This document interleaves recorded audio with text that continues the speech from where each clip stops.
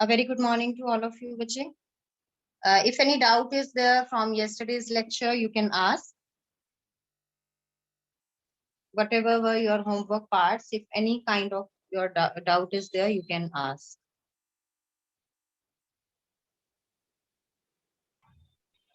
Actually ma'am Yes, बच्चे. Ma'am 5.1 का 10th question नहीं हुआ. Question exercise 5.1, question number 10. Okay. Yes ma'am.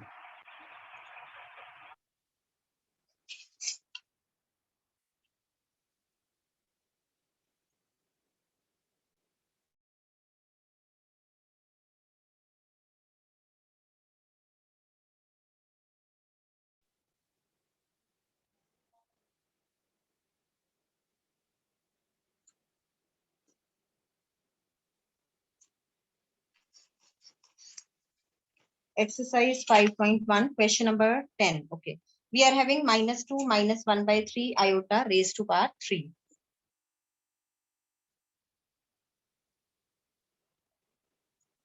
So this is question number 10, exercise 5.1, -2 minus 1/3 iota whole cube. इसमें बच्चे आपने क्या करना है, क्योंकि दोनों टर्म्स आपकी नेगेटिव हैं, तो first of all what we will do, negative sign हम बाहर ले लेंगे, तो ये दोनों जो है ब्रैकेट में हमारे पॉजिटिव आ जाएंगे. This is whole cube. अब हम इसको रीराइट कर देंगे. माइनस का जब आप क्यूब लोगे दैट विल बी नेगेटिव. तो अब मेरा ये जो एक्सप्रेशन है वो ये है. अब यहाँ आप फॉर्मूला लगा दोगे a plus b whole cube, that is a cube plus b cube plus 3a square b plus 3ab square. So a we are having as 2, b as 1/3 iota. ये नेगेटिव साइन एज रहेगा. a cube plus b cube plus 3 into a square into b plus 3 into a into b. Again, this negative sign as it is, this will be 8 plus iota cube upon 3 cube is 27 plus 2 2s are 4, 3s are 12 into 1/3 iota. तो इसको आप सीधा 4 iota भी लिख सकते हो. Plus यहाँ पे 3 2s are 6 into 1/3 square is 1/9 iota square. तो ये आपका 3 2s are 3 3s are 2/3 बन जाएगा. This is 8. Iota cube we will replace with minus iota upon 27 as this plus 4 iota. Then plus this is 2/3 iota square. Iota square is -1. So this is -8. इसको मैं आगे ले आऊंगी. -2/3 minus iota by 27 plus 4 iota. तो अब आप इन दोनों को सिंप्लीफाई कर लेना, इन दोनों को सिंप्लीफाई कर लेना, and you will get your answer. So I hope you will be able to do this further. So if any other doubt is there, you can ask. Otherwise, moving on to the next topic that we were discussing yesterday. हमने जो है वो arc and plane से related जो है वो questions किए थे. मॉड्यूलस क्या होता है, अब जो है हम उसका आर्गुमेंट करेंगे, and then we will do the polar representation of the complex number. Arc and plane जिसमें आपकी एक रियल एक्सिस है, the other one is the imaginary axis जिसमें आप कॉम्प्लेक्स नंबर्स जो हैं उनको रिप्रेजेंट करते हो, that is the arc and plane. अब हम क्या करेंगे, अब नेक्स्ट जो हमारा टॉपिक है that is the polar representation of a complex number. Complex number जो है हमारा, उसकी हम पोलर रिप्रेजेंटेशन करेंगे. Yes, just a moment. Madhu, if any doubt is there you can unmute yourself and you can ask your doubt. Ma'am वो कल वाला graph फिर से बता दो एक बारी. व्हिच वन बच्चे, जो कॉम्प्लेक्स नंबर्स वाला था? यस मैम, कॉम्प्लेक्स नंबर वाला. ओके. अभी तक बेटे जो हमने 10th में किया था, अकॉर्डिंग टू दैट हम कार्टेशियन प्लेन लेके चलते थे, जिसमें हमारा एक्स एक्सिस और वाई एक्सिस दोनों हम लेके चलते थे. ये हमारी वाई एक्सिस, ये हमारी एक्स एक्सिस. इन पे जो भी हम नंबर्स रिप्रेजेंट करते थे वो हमारे नंबर्स रियल नंबर्स होते थे. एक्सिस दोनों हमारी जो है वो रियल होती थी, तो इस पे जो भी आप रिप्रेजेंट करोगे, तो सपोज मैंने यहाँ पे एक नंबर रिप्रेजेंट किया 2,3, तो ये पॉइंट जो है वो एक जिसको एक्सप्रेस करता था वो आपका रियल नंबर होता था, क्योंकि दोनों एक्सिस जो है वो आपकी रियल है। तो कार्टेशियन प्लेन में जो भी दो, मतलब आपके एक्स कोऑर्डिनेट और वाई कोऑर्डिनेट एक पॉइंट के जो आप लोगे, both will be representing the real part of that number. लेकिन जब हम बात करते हैं कॉम्प्लेक्स नंबर की, तो इस प्लेन को हम बोलते हैं, this is called the Argand plane और कॉम्प्लेक्स प्लेन। दोनों में से कोई भी नेम अगर आता है तो इट मीन्स हम कॉम्प्लेक्स नंबर्स की बात कर रहे हैं। कॉम्प्लेक्स नंबर में क्या होता है, जो आपकी वाई एक्सिस होती है, this we take as imaginary axis, और जो आपकी एक्स एक्सिस होती है, this is the real axis. यानी कि जो आपका नंबर होगा that will be a complex number, और कॉम्प्लेक्स नंबर का जो रियल पार्ट है वो एक्स एक्सिस से लेंगे, जो इसका इमेजिनरी पार्ट है that will be represented on the y axis. तो इन केस अगर जैसे मैंने अब ये सेम नंबर लिया 2,3, तो ये जो पॉइंट है ये किसको रिप्रेजेंट कर रहा है, कॉम्प्लेक्स नंबर 2 + 3 आयोटा। तो दिस इज रिप्रेजेंटिंग 2 + 3 आयोटा। तो इस चीज का आपने ध्यान रखना है कि जब भी हम इस प्लेन पे जो है इसको रिप्रेजेंट करेंगे एक पॉइंट को, तो that point will be representing a complex number. तो जो प्लेन जिसमें हर कॉम्प्लेक्स नंबर को हम एक पॉइंट से रिप्रेजेंट कर सकते हैं, that plane is called a complex plane और आर्गेंट प्लेन। अब आर्गेंट प्लेन में जो भी आपको नंबर गिवन होता है, इस नंबर का अगर हम ओरिजिन से डिस्टेंस ले, ये मान लो मैंने पॉइंट पी ले लिया, अगर मैं डिस्टेंस ओ पी की बात करूं, तो ये जो डिस्टेंस है that is the modulus of the complex number. Modulus निकालने के लिए हम क्या करते हैं, जो नंबर्स हमें गिवन होते हैं, जो कोऑर्डिनेट्स हमें गिवन होते हैं, हम उनके स्क्वायर्स को सिंपली ऐड कर देते हैं। तो this is 2² + 3² under the root. तो मॉड्यूलस जब भी आप रिप्रेजेंट करोगे that will be represented by this, यानी कि अगर मेरे पास ये सपोज एक पॉइंट x, y है इस प्लेन के अंदर, तो इसका जो मॉड्यूलस होगा that will be represented by r। तो r से this is equal to √x² + y², x coordinate का स्क्वायर, y कोऑर्डिनेट का स्क्वायर, उनका सम अंडर द रूट। तो ये आपका मॉड्यूलस हो जाता है। उसके बाद बता चुकी हूँ। अब इसमें ये चीज का आपने ध्यान रखना है कि अगर मेरा कोई पॉइंट जो है वो, जस्ट अ मोमेंट,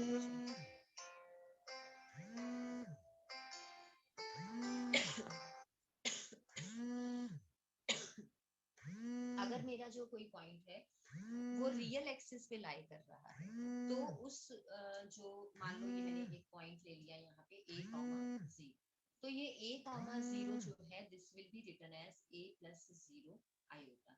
ये पॉइंट जो है मेरा, this will lie on the real axis.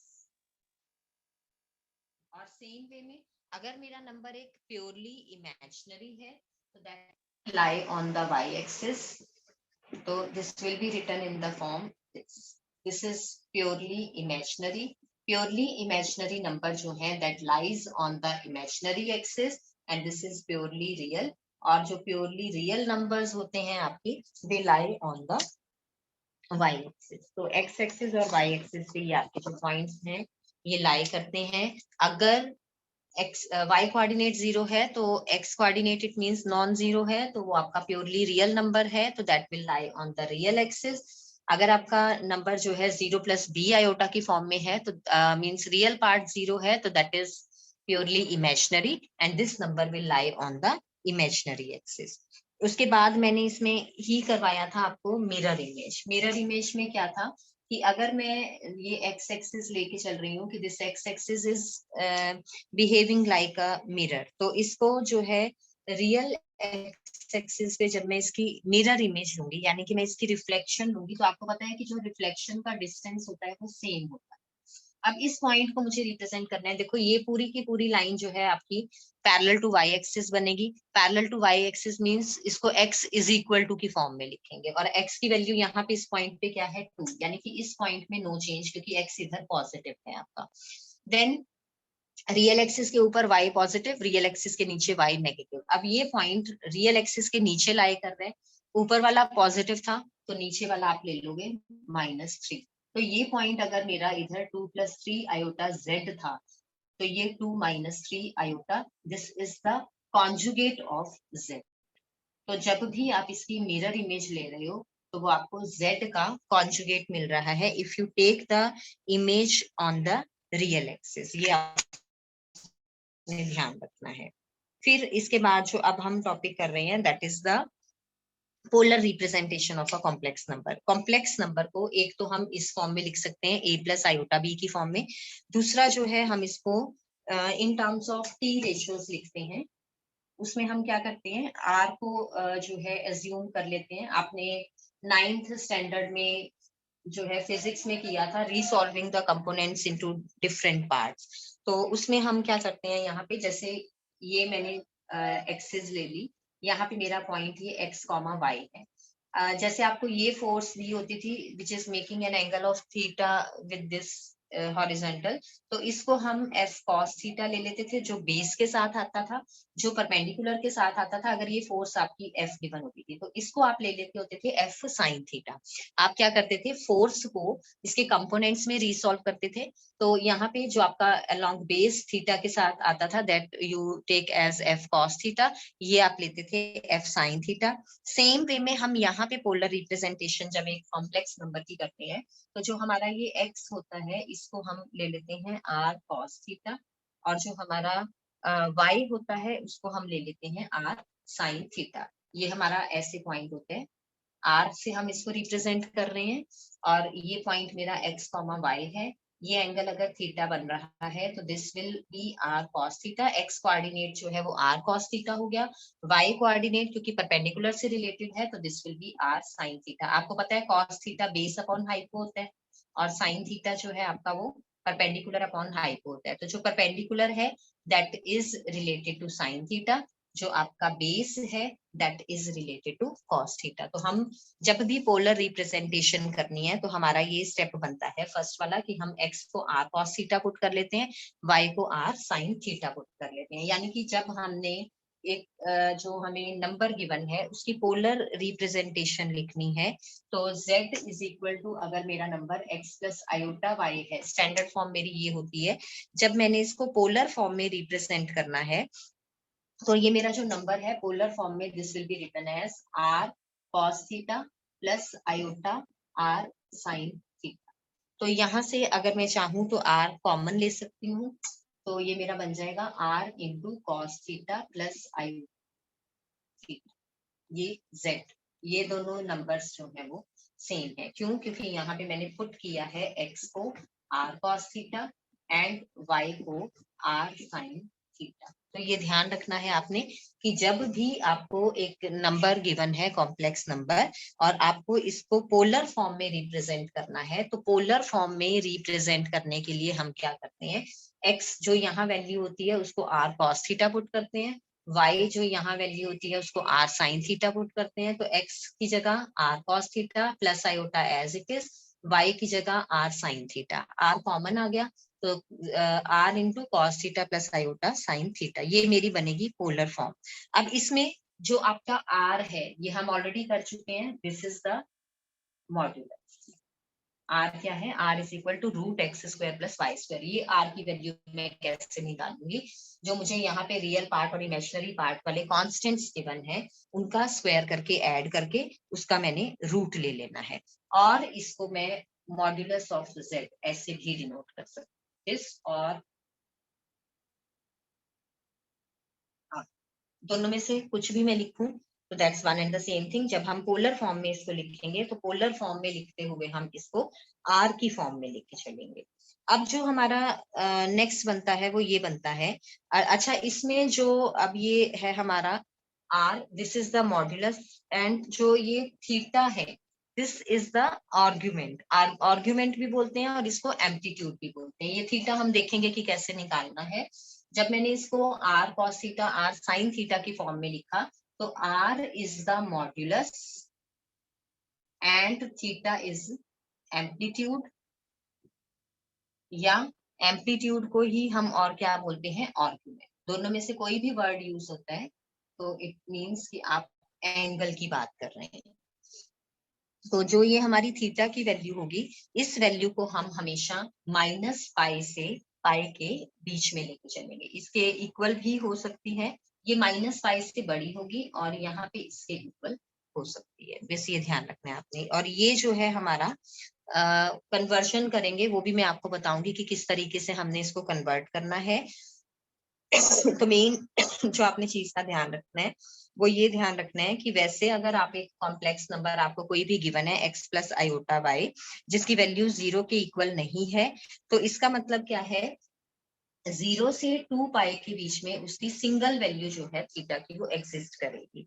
But हमने क्या करना है, क्योंकि जो है इसको हमने सिंपल जो है वैल्यूज हमारी एक्यूट की फॉर्म में देनी है, तो हम इसको माइनस पाई से पाई के बीच में बना लेंगे, क्योंकि उसके बाद जो है वो वैल्यूज जो है उसकी रिपीट होनी शुरू हो जाती हैं। और जो हमारा ये प्रिंसिपल वैल्यू है, जो हमारा ये थीटा है, इसको हम कैसे डिनोट करेंगे, this will be the argument of z और एम्पलीट्यूड ऑफ z।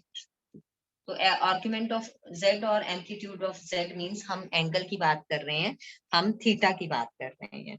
और जो है z जो है वो आपका कॉम्प्लेक्स नंबर जो भी है आपको वो गिवन होगा। अब देखो यहाँ पे बुक अगर आप देखते हो तो बुक में ये आपको एंगल्स डिफरेंट गिवन है।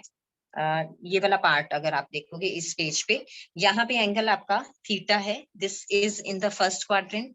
यहाँ पे एंगल आपका 90 डिग्री से अबव है, this is an obtuse angle, second quadrant में लाई कर रहा है। यहाँ पे ये आपका अगर हम कहें तो रिफ्लेक्स एंगल बन रहा है, जो हमारा थर्ड क्वाड्रेंट में है, और ये वाला जो एंगल है आपका ये फोर्थ क्वाड्रेंट में है। अब हमने क्या करना है, ये वैल्यूज जो है ये 0 से 2 पाई के बीच में लाई करनी है। तो हमने क्या करना है, इन वैल्यूज को चेंज करना है। चेंज कैसे करना है हमने इनको, फर्स्ट क्वाड्रेंट वाले में there will be no change, first quadrant में ही है वो, तो थीटा यहाँ थीटा यहाँ। यहाँ पे जो वैल्यूज आएंगी उनको हमने किस वे में कन्वर्ट करना है वो देख लो।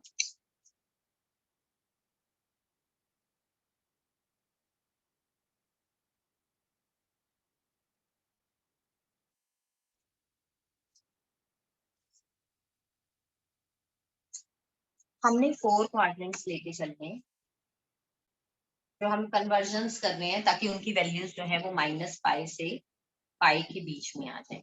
उसके लिए क्या करना है, यहाँ पे तो जो होगा उसको थीटा को थीटा ही हम लेके चलेंगे। यहाँ पे हमने क्या करना है, पाई माइनस थीटा। पाई जो है वो रेडियन में होता है, या आप जब ट्रिग्नोमेट्री करोगे उसमें आपको बताएंगे, जिसकी वैल्यू किसके इक्वल होती है, 180 डिग्री के। यानी कि यहाँ पे जो आपका एंगल आया, जब मुझे वो एंगल सेकंड क्वाड्रेंट में गिवन है, मुझे कैसे पता लगेगा कौन से क्वाड्रेंट में गिवन है, वो मुझे पता लगेगा साइन थीटा और कॉस थीटा से। ये भी अभी मैं बता देती हूँ आपको थोड़ा सा कंसेप्ट, पहले चलो यही बताती हैं, after that we will discuss this. देखो हमारे पास P रेशियोज होते हैं, sine, cos, tan, then sine का उल्टा कॉसेक, सीकेंट एंड कोटेंजेंट। ये हमने 10th स्टैंडर्ड में किए हुए हैं। हमने 10th स्टैंडर्ड में क्या किया हुआ है, सिर्फ एंगल्स जो लेस देन 90 थे हमने वो किए थे। तो उसमें जितनी भी ये हमारी वैल्यूज आती थी, सभी की सभी वैल्यूज हमारी क्या आती थी, पॉजिटिव। अब यहाँ पे क्योंकि आप +1 में हो गए हो, तो हम सेकंड क्वाड्रेंट में, थर्ड क्वाड्रेंट में और फोर्थ क्वाड्रेंट में भी पढ़ेंगे कि इनकी वैल्यूज किसकी किस हिसाब से होती है। यहाँ पे ऑल पॉजिटिव, यानी कि ये 6 के 6 टी रेशियोज जो है वो पॉजिटिव है। यहाँ पे साइन जो है वो आपका पॉजिटिव होता है, साइन का उल्टा कॉसेक आपका पॉजिटिव होता है। बाकी सब जो है वैल्यूज, जितनी भी ये टी रेशियोज बच गए, कॉस, टेन, सीकेंड एंड कोटेंजेंट, ये सारे आपके नेगेटिव होते हैं। अभी मैं इसका मेथड भी बताऊंगी कैसे याद रखना है, रेस्ट नेगेटिव। उसके बाद ये हम एंगल्स के लिए बात कर रहे हैं कि एंगल्स उनके पॉजिटिव लेने हैं या नेगेटिव लेने हैं, अकॉर्डिंगली वी विल सी। ये कन्वर्जन्स भी अभी सारी बताऊंगी। आपके कॉम्प्लीमेंट्री एंगल्स वाला 10th में डिलीटेड पार्ट था, तो मुझे वो भी करवाना पड़ेगा, तो उसी में सारा ये आपका कवर हो जाएगा। फिलहाल अभी आप पहले ये समझो कि कहाँ हमने किसको पॉजिटिव और किसको नेगेटिव लेना है। इसको लर्न करने का भी अभी मैं तरीका बता देती हूँ। फर्स्ट क्वाड्रेंट में all T ratios will be positive, second quadrant में sine and cosec will be positive, third quadrant में tan एंड इसका reciprocal cot, these will be positive, बाकी सब नेगेटिव, जो मैं नहीं लिख रही हूँ मतलब वो नेगेटिव है। फोर्थ क्वाड्रेंट में cos and secant, these will be positive, बाकी सब नेगेटिव। अब इसको लर्न कैसे करना है? After school to college, school के बाद आप कॉलेज जाते हो तो आफ्टर स्कूल टू कॉलेज या एड शुगर टू कॉफी।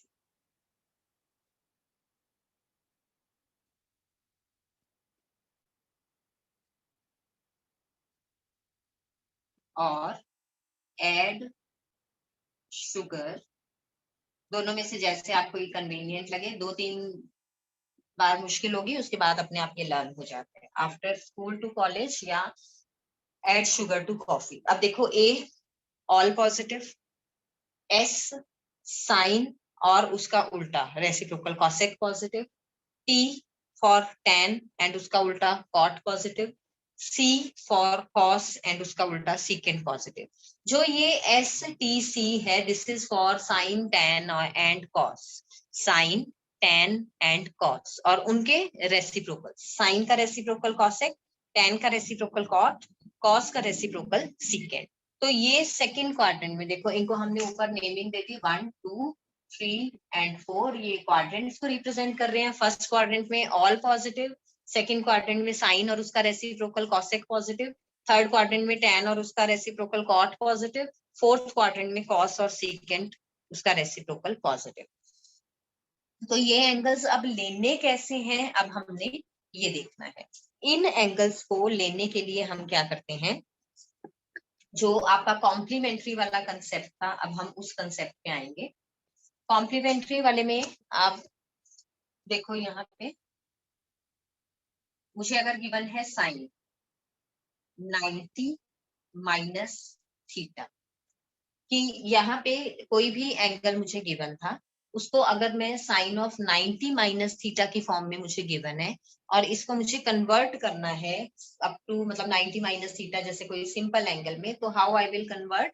मैंने यहाँ पे देखना है कि अगर मेरा 90 इंटू ऑड नंबर है तो I have to make some change. क्या चेंज करना है वो बताती हूँ मैं अभी। अगर 90 इंटू इवन नंबर है then there will be no change। अब देखो यहाँ पे साइन 90 मतलब 90 इंटू 1, तो ऑड नंबर है, ऑड नंबर है तो चेंज करना है। चेंज कैसे करते हैं, अगर मुझे यहाँ पे साइन गिवन है, ये अगर मुझे साइन गिवन है तो sine will be changed to cos. अगर मुझे कॉस गिवन है तो that will be changed to sine, ये आपस में चेंज हो। अगर मुझे tan गिवन है तो that will be changed to cot, cot given है तो that will be changed to tan। Third रह गया secant will change to cosecant and cosecant will change to secant। तो ये इसमें जो है वो चेंजेस होते हैं जब 90 इंटू ऑड नंबर आपको गिवन होता है। 90 इंटू ऑड नंबर में साइन कॉस में चेंज होगा, कॉस साइन में चेंज होगा। सेम वे में आपका जो tan है वो कॉट में चेंज होगा, कॉट जो है वो tan में चेंज होगा, एंड देन सीकेंट कोसिकेंट में और कोसिकेंट सीकेंट में। ये चेंजेस हम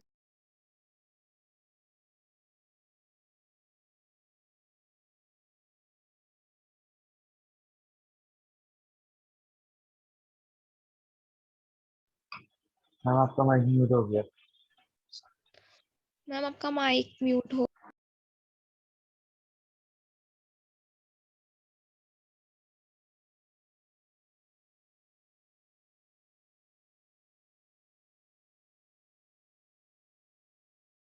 मैम आपका माइक 90 म्यूट जो है। है उसमें से आप माइनस कर रहे हो, 90 में से आप थीटा को माइनस कर रहे हो, इट मींस आप क्या कर रहे हो, आप फर्स्ट क्वाड्रेंट में जा।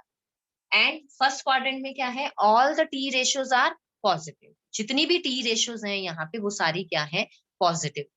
तो मीन्स हम फर्स्ट क्वाड्रेंट में आ गए, तो यहाँ इसके आगे साइन हमने चेंज नहीं किया, ये पॉजिटिव था।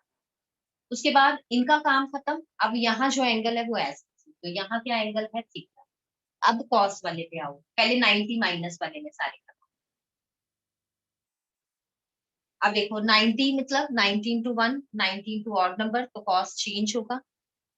90 माइनस थीटा, कॉस चेंज होगा किसमें, साइन। ये मैंने चेंज कर दिया। अब यहाँ वाला साइन चेंज होना है कि नहीं, प्लस का है लगना है कि माइनस का लगना है, वो हमने देखना है। तो cos of 90 minus theta, 90 minus theta means this is lying in the first quadrant. ये फर्स्ट क्वाड्रेंट में लाई कर रहा है, तो all are positive, it means ये पॉजिटिव लेके चल रहा है। अब इनका काम खत्म। यहाँ जो एंगल है वो ऐसे, जैसे मैं सपोज चेंज कर रही हूँ, साइन 90 माइनस 30। अब देखो साइन 90 माइनस 30 मेरा क्या बनता है, साइन 60।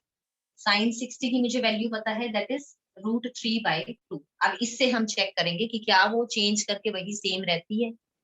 साइन 90 मतलब 90 इंटू 1 ऑड नंबर, तो साइन को चेंज करेंगे किसमें, कॉस।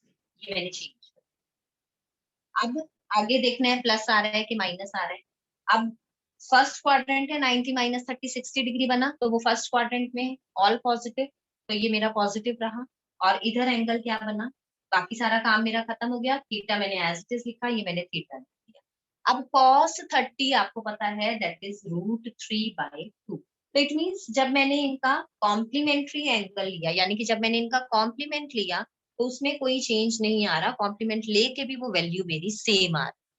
तो समटाइम्स क्या होता है कि मुझे ये वाला एंगल नहीं पता होता, ये मेरा एंगल जैसे 90 से अबव बन रहा होता है, ऑब्ट्यूज बन रहा होता है, तो उसको रिड्यूस करने के लिए हम ये कंसेप्ट यूज करते हैं। अब सेकंड क्वाड्रेंट वाला एग्जांपल लेते हैं। अब मान लो मेरे पास है साइन 120। अब साइन 120 की मुझे डायरेक्ट वैल्यू नहीं पता, मुझे वो कैलकुलेट करनी है। कैसे कैलकुलेट करनी है, लेट्स सी दैट। साइन 120, अब साइन 120 को जो मुझे वैल्यूज पता है उनमें कन्वर्ट कर लेंगे। 90 प्लस 30, साइन 90 प्लस 30। अब देखो 90 को मैं लिख सकती हूँ 90 इंटू 1, 90 इंटू ऑड नंबर, तो इसको चेंज करें, किस में चेंज करेंगे, sine will change into cos. अब मुझे बाहर देखना है साइन इसका पॉजिटिव आना है कि नेगेटिव आना है। अब देखो यहाँ 90 प्लस 30, 120 मुझे पता है वो कहाँ आता है, 90 से बड़ा है, 180 से छोटा है, तो that will be in the second quadrant. ये वैल्यू मेरी होती है 90, ये होती है 0, ये आपको पता है this is 180, this one is 180 में 90 और ऐड कर लोगे 270, दिस इज अगेन 360। तो 90 से और 180 के बीच में आएगा मेरा ये 120, यानी कि क्वाड्रेंट कौन सा बन गया, सेकेंड। सेकेंड क्वाड्रेंट बना, सेकेंड क्वाड्रेंट में साइन पॉजिटिव, कॉसेक पॉजिटिव, बाकी सब नेगेटिव। बट ये जो चेंज करने हैं वो इसको देख के करने हैं, इसको देख के नहीं करने। जिसको आप यहाँ पे, जिसका आप कॉम्प्लीमेंट्री निकाल रहे हो उसको लेके चलना है। यहाँ पे साइन है, तो साइन क्या लेना है, पॉजिटिव, तो यहाँ बाहर पॉजिटिव साइन, कॉस। अब बाकी सारा काम खत्म, एंगल की value as it is, that is 30। अब कॉस 30 अगेन, दैट इज √3/, या इसी तरीके से एक और ले लेते हैं। अब tan का ले लेते हैं, सपोज tan 90 प्लस 30, वही 120 निकाल रहे हैं, या 135,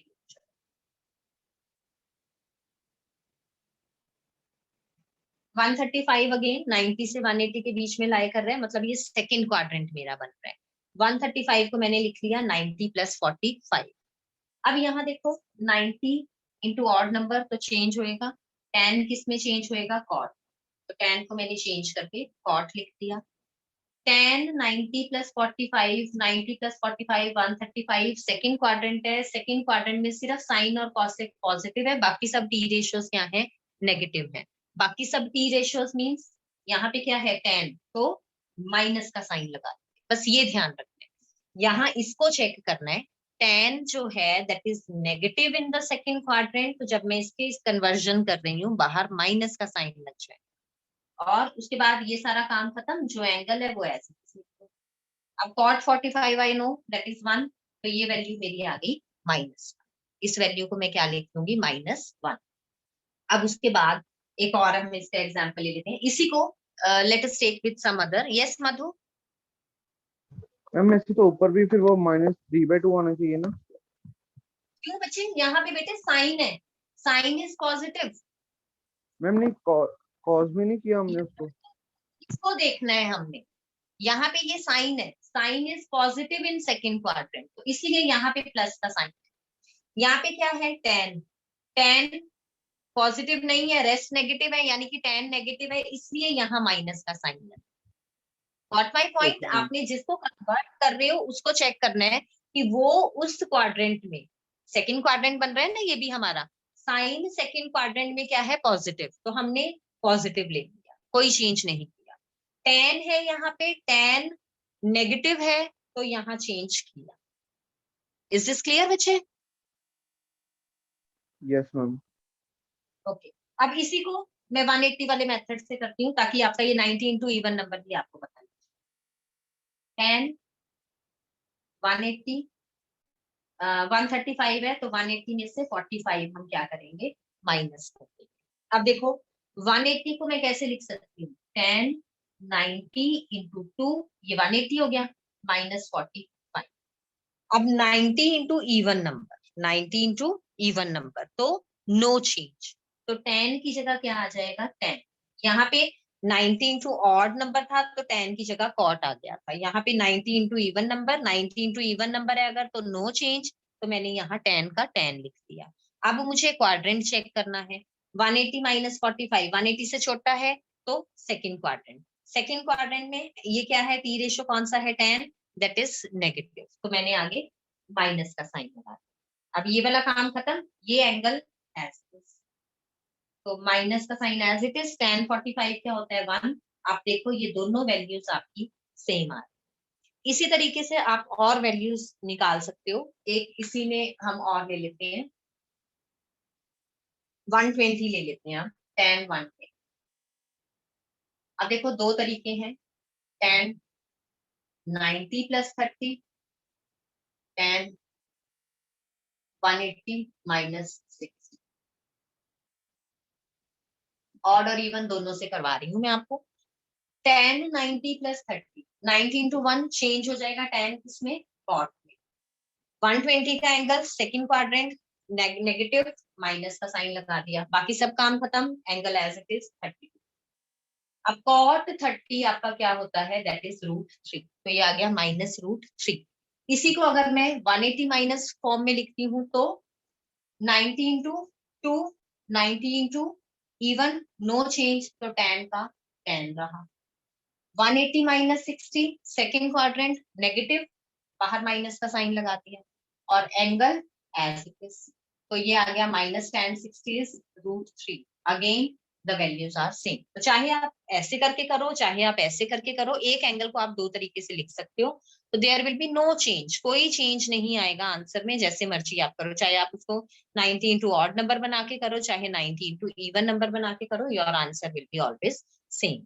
सो ये कंसेप्ट आपको जो है चैप्टर नंबर 3 में मिलेगा, ट्रिग्नोमेट्री में, तो वहां से आप इसको एक बार रिकॉल कर लेना, स्टार्टिंग के कंसेप्ट हैं ये, एंगल्स की कन्वर्जन जो है वो किस तरीके से है, और फिर हम बाकी के जो क्वेश्चन है, एक बार ये कंसेप्ट जब आपका क्लियर हो जाएगा then we will do rest of the questions, क्योंकि अब टाइम ओवर हो चुका है, तो we won't be do more questions. So if any doubt is there in this, so you can ask, otherwise you can leave the meeting. Trigonometric functions वाले जो हैं ये आप concepts बुक में से रीड कर लेना आपने, तो आपको ये वाला कंसेप्ट जो है वो क्लियर हो जाएगा कि कौन सी कन्वर्जन जो है वो हम किस तरीके से करते हैं। If any doubt is there, so you can ask, otherwise you can leave the meeting. अगर किसी बच्चे को कोई डाउट है आज के लेक्चर में तो आप पूछ लो। Excuse me ma'am. हाँ जी बच्चे। मैम जब हम कॉम्प्लीमेंट्री रेशियोज को चेंज करते हैं वो तो 90 - थीटा नहीं होता, हम तो 90 + थीटा भी करी जा रहे हैं।